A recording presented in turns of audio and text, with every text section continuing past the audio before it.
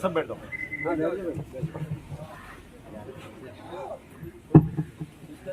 धन्यवाद जोहार डॉक्टर राम मीणा जी और अठे पधारेला તમામ સમાજના અને મારા ભીલ સમાજના માતાઓ બહેનો सबने खूब खूब जोहार धन्यवाद आभार।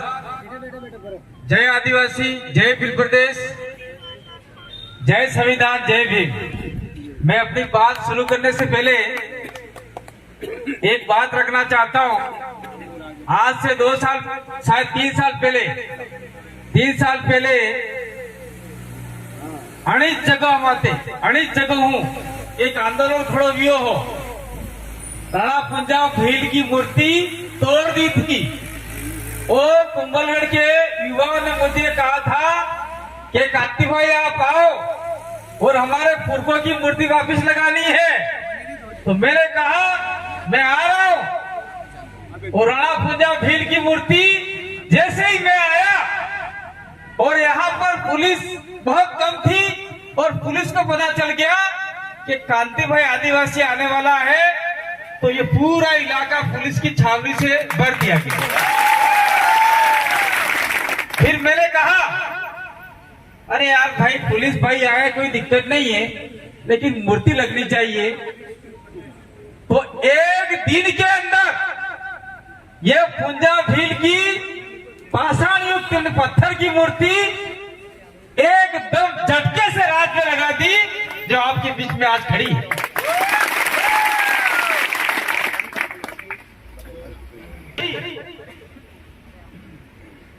तो कांति भाई आदिवासी जैसा ही आया, उसके 10 से 15 मिनट बाद में हमारे बागीदोरा विधायक भील आदिवासी जय कृष्ण पटेल એટલે वो पटेल नहीं है, ये आदिवासी पटेल है, भील पटेल है। बार बार लोग भ्रमित हो जाते हैं, जैसे अपने में जो पंच पटलाई करते हैं ना, न्यावटा करते हैं, पटेल कहते हैं। अरे क्या हुआ?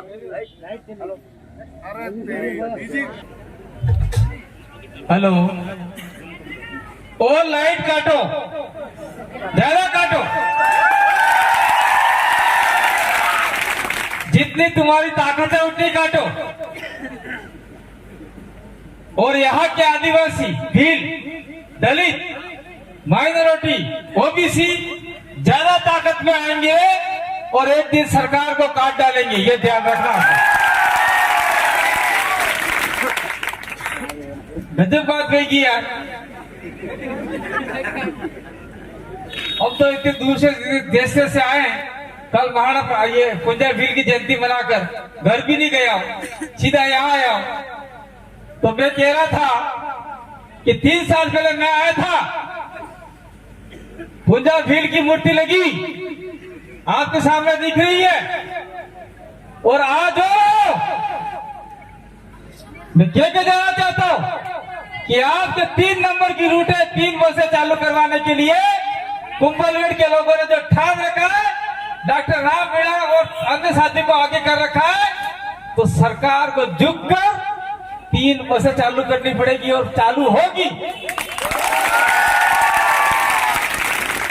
सरकार के बीच में बैठने वाले हमारे भील जय कृष्ण पटेल आपके पीछे बैठे हुए एमएलए, आज जय कृष्ण पटेल आए, कल थावरचंद डामोर आएगा, परसों उमेश डामोर आएगा, उसके अगले दिन बाद में सांसद राजकुमार रोध भी आएंगे। और तब तक डॉक्टर राम मीणा के पेट को शांति लगानी होगी, ताकत देनी होगी। आप सभी अगर इनको ताकत दोगे तो ये बिना खाए पिए 10 दिन निकाल सकते हैं, जो मुझे आशा है। क्योंकि थोड़े हट्टे कट्टे हैं, लेकिन फिर भी आप लोगों को संबल देना है। और मैं प्रशासन और दूसरे लोगों को कहना चाहता हूं, यहाँ पर धरना दे रहे लोगों को एक जरा सी भी खरोश आई तो पूरा भील प्रदेश यहाँ उमड़ पड़ेगा और पूरा कुंभलगढ़ फूल भरा देंगे पूरे कुंभलगढ़ को। ये कहना चाहते, किसी को खरोश तक नहीं आएगी, किसी को खरोच तक नहीं देंगे। और मैं यहाँ के लोगों को कहना चाहता हूँ, चाहे वो जनरल हो, चाहे आपके राजपूत समाज के लोग हो, चाहे किसी भी समाज के लोग हो, उनको मैं कहना चाहता हूँ कि अगर यहाँ बसें चालू होगी तो गांवों से लोग आएंगे और आपके व्यापार को गति मिलेगी। अब लोग ही आ नहीं रहे, दुकान सामान कौन ले जाएगा? इसलिए आप भी डॉक्टर राम मीणा का कंधे से कंधा मिलाकर साथ दो। या किसी जाति समाज की लड़ाई नहीं है, ये लड़ाई सभी कुंभलगढ़ के वासियों की लड़ाई है और बस चालू करने की लड़ाई है। आज ये बाइक नई नई बस में या जीप में लटकाई जावे तो कोई नीचे गिर की पड़ी गई, तेरी जिम्मेदारी कौन ले? सरकार तो पैसे देवे कोई नहीं भाई, सरकार पैसा देते नहीं है। अगर आपका रोडवेज बस होगी, खरोच आ गई, उंगली कट गई तो अच्छा खासा पैसा मिल सकता है सरकारी ओर से। इसलिए सरकार की सुविधा अपन को लेना अनिवार्य है। मैं एक बात और कहना चाहता हूँ साथ साथ में, पंजाब भीड़ की तो मूर्ति लगाई हम लोगों ने थोड़ा दबाव बनाकर, तो जिस व्यक्ति को, जिस महान शख्स को पूरा देश महाराणा प्रताप के नाम से जानता है, और महाराणा प्रताप किसने बनाया? इनका नाम क्या था? कीका। क्या नाम था आपका? पता है? कीका। और गोगुंदा के अंदर भीलों ने अपना अंगूठा काट कर उनके कपाल पर तिलक लगाया खून से, और उनको कीका से महाराणा प्रताप बनाया। और प्रताप बनाने के बाद में आज उनकी ये किसकी मूर्ति है? ये नहीं, महाराणा प्रताप तो है, लेकिन धक्का लगाओगे तो टूट जाएगी भाई, रस्सी से बंधी हुई है। सब आना चाहिए सरकार को, यहाँ के एमएलए को।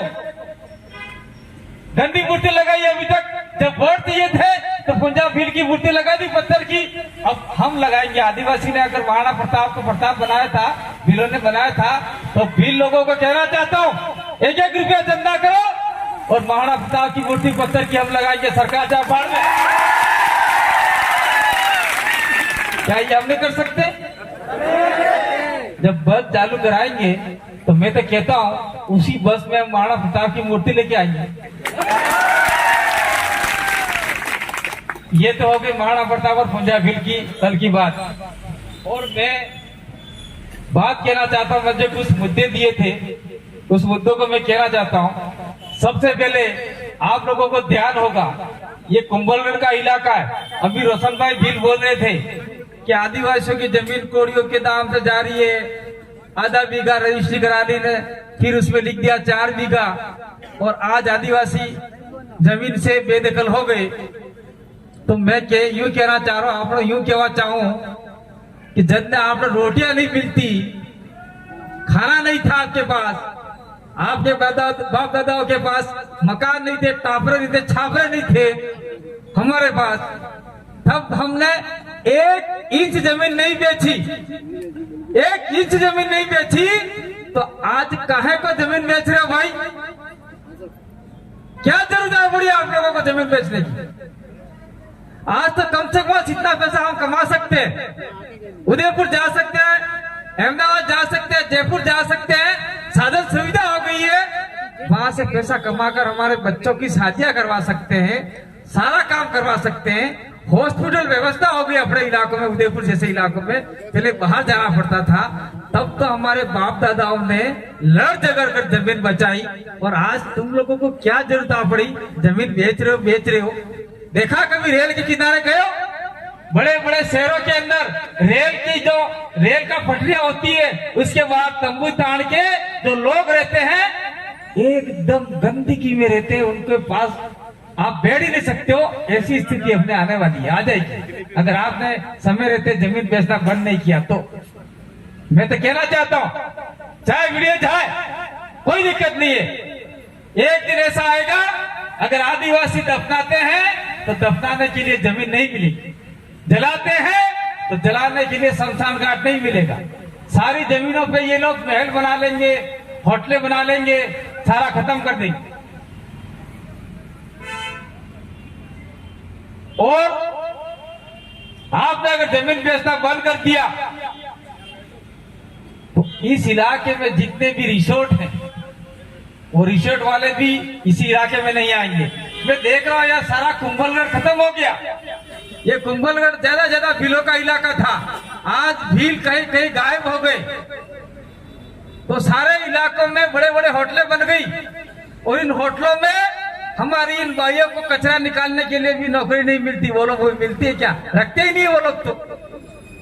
और आदिवासी इस जमीन के मालिक थे, इस देश के मालिक थे, और आज होटलों में नौकर बनाने के लिए भर्तियां निकालते हैं और हमारे लोग वहां जाते पढ़े लिखे होकर भी। ये बड़े शर्म की बात है। इसलिए आज के बाद हम इस रोडवेज चालू करवाने के लिए हम लोग यहाँ पर आए हैं। लेकिन आप जितने भी लोग आए हो, कसम खाकर जाओ, जो आदमी जमीन बेचेगा वो कतई हमारे समाज के बीच में नहीं बैठेगा। ये आप लोग चाहते हो क्या? अब जमीन ही नहीं बचेगी तो आपकी संस्कृति नहीं रहेगी, संस्कृति नहीं रहेगी, मकान नहीं रहेंगे तो सरकारी सुविधाएं कहां से आएगी, कहां से मिलेगी? सरकार देगी नहीं आपको।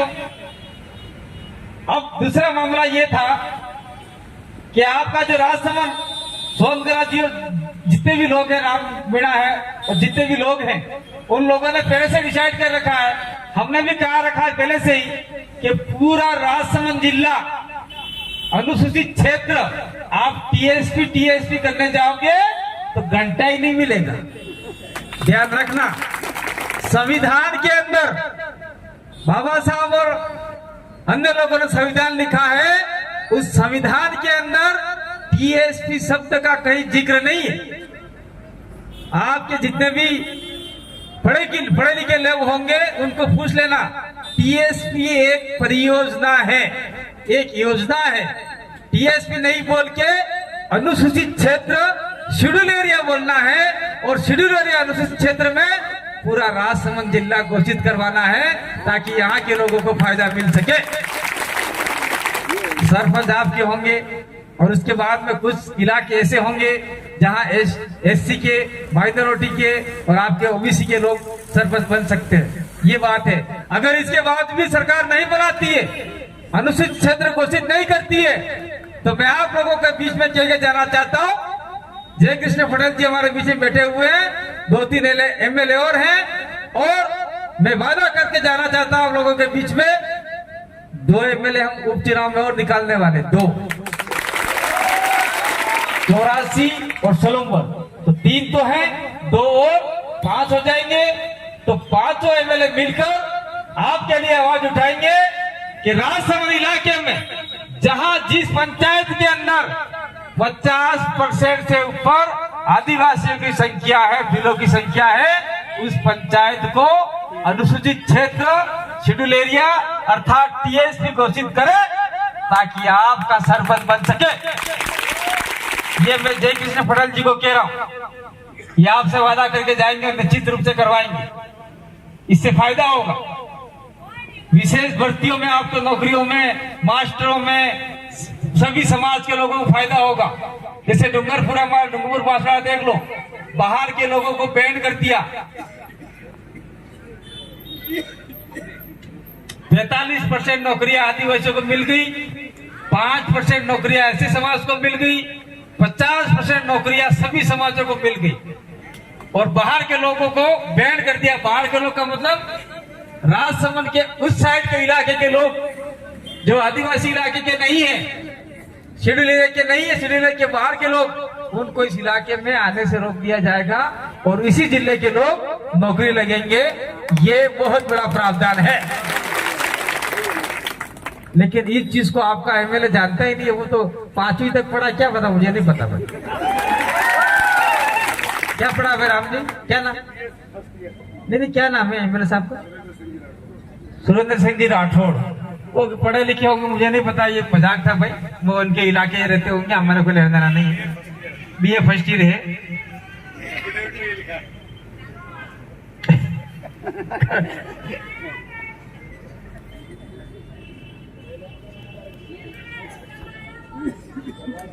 एक चीज था, यहाँ वन विभाग भी है, बिला नाम जमीन भी है, जो आदिवासियों के खाते नहीं है, एससी समाज के खाते नहीं है, ओबीसी के खाते नहीं है। वो जमीन वन विभाग के आसपास है, तो वन विभाग वाले आपको भगा रहे, खाली करो। बिलाना में तो और पटवारी भगा रहा है, तहसीलदार भगा रहा है और भगा रहे। लेकिन मैं कहना चाहता हूं, रिसोर्ट बनाना है तो सरपंच लिख के दे रहा है, पटवारी लिख के दे रहा है, तहसीलदार लिख के दे रहा है, वो जमीन उसके खाते हो रही है। लेकिन किसी आदिवासी के खाते कोई जमीन नहीं हो रही है, एससी के खाते नहीं हो रही है, ओबीसी के खाते नहीं हो रही है। जब प्रावधान है, सरकार का कुछ नियम कायदे हैं, वो नियम कायदे जब तक आप में शिक्षा नहीं होगी, आप इस चीज को पढ़ोगे नहीं तो फायदा आपको नहीं मिलेगा। इसीलिए मैं सरकार से दरखास्त करना चाहता हूं, आप लोगों को कहना चाहता हूं कि आप लोग जो सरकारी भूमि है उस भूमि पे कब्जा करो, और कब्जे से अगर आपको हटाते हैं तो हमको आवाज दो, हम आपके कंधे से कंधा मिला के लड़ाई लड़ने के लिए तैयार हैं। और जैसे ही मैं आया, हर बार कह जा रहा हूं यहां से, और कह जाना चाहता हूं। अरे भाई ने बोलवा दो भाई, कोई फर्क नहीं पड़े, कोई इनके दिमाग में या दिल में कुछ दर्द है, उस भाई को दर्द है। मैं एक बात और कह जाना चाहता हूं, किले के अंदर हल्दी घाटी का युद्ध हुआ, उससे पहले इस किले के अंदर जब किला नहीं बना था, उस किले की जमीन पर भील आदिवासी रहता था कि नहीं रहता था। उसके बाद में कोई अन्य समाज के लोग भी रहते थे, और आज की तारीख में भीलों के घर टूट रहे, जल रहे, बरसात से खत्म हो रहे। अगर भील 1 किलो की सीमेंट लेके जाता है उसका घर दुरुस्त करने के लिए, तो प्रशासन उसके ऊपर डर लगाता है, सीमेंट लेके ऊपर चढ़ने नहीं देता, अन्य समाज को चढ़ने नहीं देता, घर को बनाने नहीं देता। और वहां पर जो अन्य समाज के लोग रह रहे हैं, मैं कहना नहीं चाहता कि समाज का दुश्मन नहीं हूं, मैं और कह रहना चाहता हूं, राजपूत समाज के लोग रह रहे हैं, अच्छी कंडीशन में रह रहे हैं, और गरीब तबके वर्ग के लोग, उनको सीमेंट नहीं लेके देने ऊपर चढ़ने दिया जा रहा है।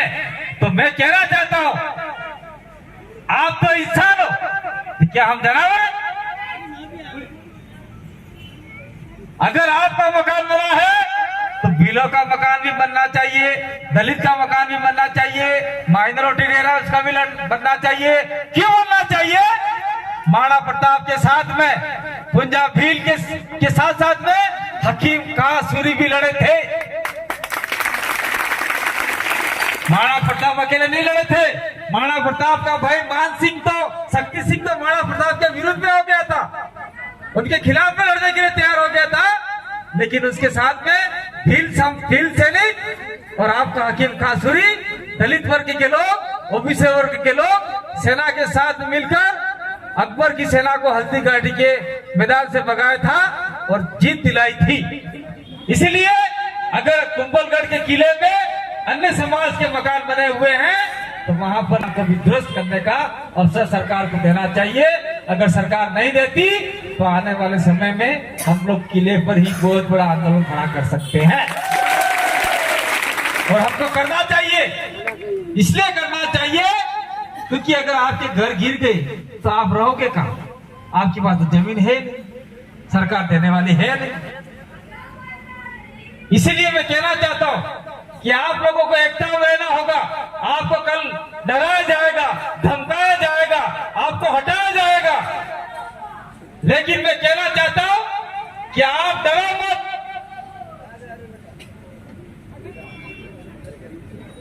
आप डरो मत कि आपको ये कर देंगे वो कर देंगे। हम इसलिए आए हैं कि आपके दिले दिमाग में एक डर है, एक खौफ है, उस डर को खत्म करना चाहते हैं और आपको आजाद करना चाहते हैं। आजादी जिसे करना चाहते हैं कि आपके अंदर डर की गुलामी है, तो उस डर को भगाओ और आगे बढ़ो, लड़ाई लड़ो अपने हक अधिकार के लिए। जैसे पुंजा भील, टंट्या भील, बाबा साहब अम्बेडकर, बिरसा मुंडा और आपका तिलका मांझी, सावित्रीबाई फुले, इन सभी ने मिलकर लड़ाई लड़ी थी, वही लड़ाई हमको लड़नी पड़ेगी। अगर नहीं लड़े तो આવી રહ્યા ઘણા પડી રહ્યા નવી નવી કોલેજ કરી રહ્યા નવી છોરિયા ડોક્ટર બની ગई नर्स बनी गई मास्टरी बनी गई तो अटेनी बिलारी छोरिया क्यों नहीं बन रही है बिलारा छोरा क्यों नहीं बन रहा है ऐसी समाज छोरा क्यों नहीं बन रहा है वहां के लोगों ने आज आप 4 बजे देखो लड़के गायब हो गए और लड़कियां इतनी निकलती है स्कूल से पूरी लाइन लगी रहती है लड़कियां सबसे ज्यादा स्कूल जाती है और आप किसी से डरे पता नहीं है इसलिए मैं कहना चाहता हूं चाहे वो एसी हो दलित हो भील हो अन्य समाज का व्यक्ति हो अधिकतम बच्चियां स्कूल भेजो ताकि वो वहां से पढ़ के आएंगे संविधान के बारे में आपको बताएंगी और आपके अधिकारों को आप लोग पढ़ पाओगे समझ पाओगे मैं किसी जाति धर्म संप्रदाय का विरोधी नहीं हूं लेकिन मैं कहना चाहता हूं अभी नवरात्रि चल रही है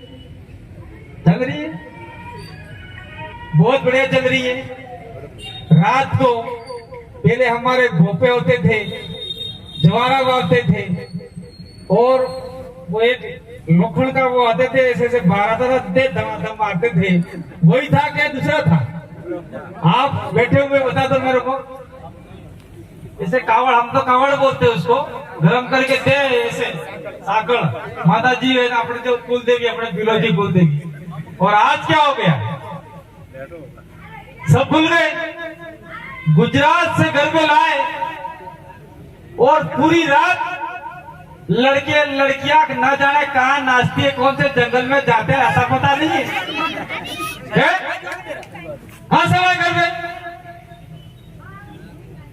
जो आपकी गौरिया थी भीलों की वो खत्म कर दी घर में लाए और मैं कहना चाहता हूं आप लोगों को पुलिस वाले भाई भी सुन रहे एक रिपोर्ट आई है सर्वे की रिपोर्ट आई है नवरात्रि के 2-3 महीने बाद में सबसे बड़ा इंडिया में गर्भपात होता है गुजरात के अंदर गर्भपात होता है कितने शर्म की बात है और ये भाई सुन रही है मेरी माता है मेरे सुन रही है लेकिन सही बात है वो थाने होना भी जाओ कोई फर्क नहीं पड़ा आप हिंदी समझो नहीं समझो और जो दुकानों में मेडिकल में जो आपके सामान मिलते हैं गर्भ को रोकने वाले वो सामान सबसे ज्यादा इस नवरात्रि के समय बिकते तो ये पवित्र महीना है कि पवित्र दिन है कि अपवित्र दिन है क्या कर दिया है लोगों ने देखो इस चीज को समझना होगा इसलिए मैं कहना चाहता हूँ कहने का मतलब ये है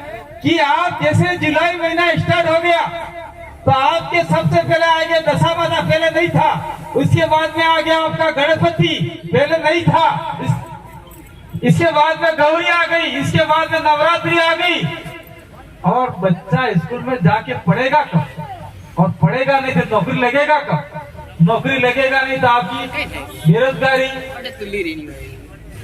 आपकी गरीबी दूर होगी कब इसलिए अधिकतम बच्चों को पढ़ाओगे तो बच्चे डॉक्टर बनेंगे मास्टर बनेंगे और अधिकतम ये पुलिस वाले भाई जैसे भी बनेंगे आप विचार करोगे यार हमारे तो नौकरी नहीं मिल रही है आप गरबा खेलोगे आप गणपति विसर्जन करोगे आप दशामाता विसर्जन करोगे तो फिर क्या घंटा पुलिस वाले बनेंगे क्या घंटा मास्टर नहीं बनेंगे मास्टर बनेंगे कोई नहीं बनेंगे भाई जो आस्था है उसमें रखो कोई दिक्कत नहीं है लेकिन आपको अपने बच्चे को शिक्षा एजुकेशन देनी पड़ेगी और मैं कहना चाहता हूं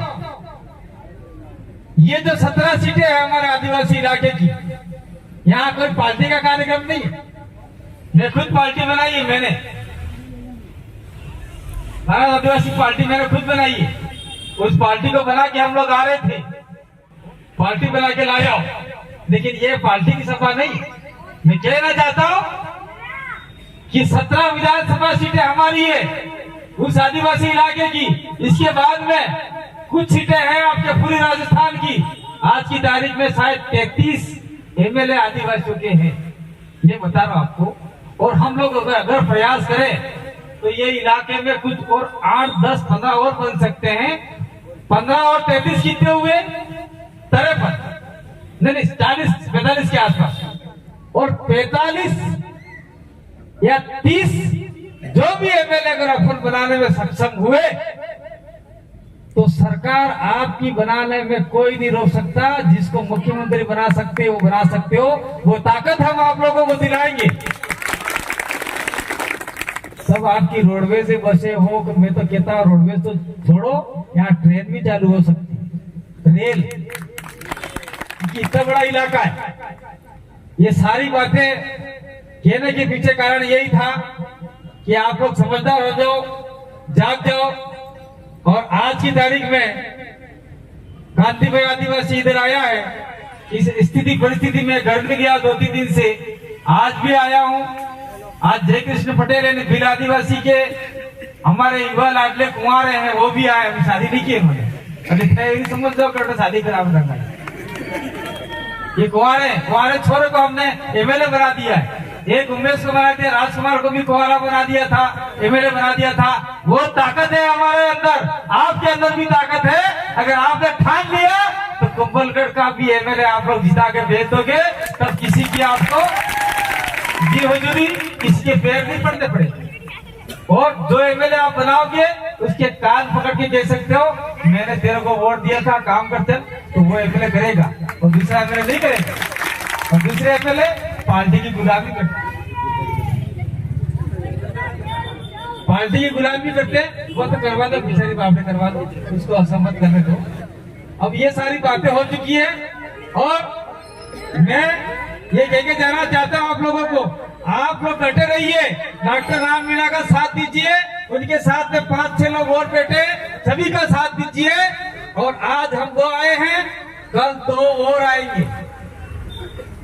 थावरचंद एमएलए आएगा, उसके बाद में उमेश आएगा, उसके बाद में राजकुमार सांसद आएगा, उसके बाद में हमारे सारे लोग आएंगे। और मैं तो कहना चाहता हूँ ये रोड बंधा, कोई दिक्कत नहीं, कम से कम हमने 3 रूट मांगे ना डॉक्टर साहब, कम से कम 3 बसें मांगी है। अरे 3 नहीं देवे तो कोई बात नहीं है भाई, कम से कम 1 बस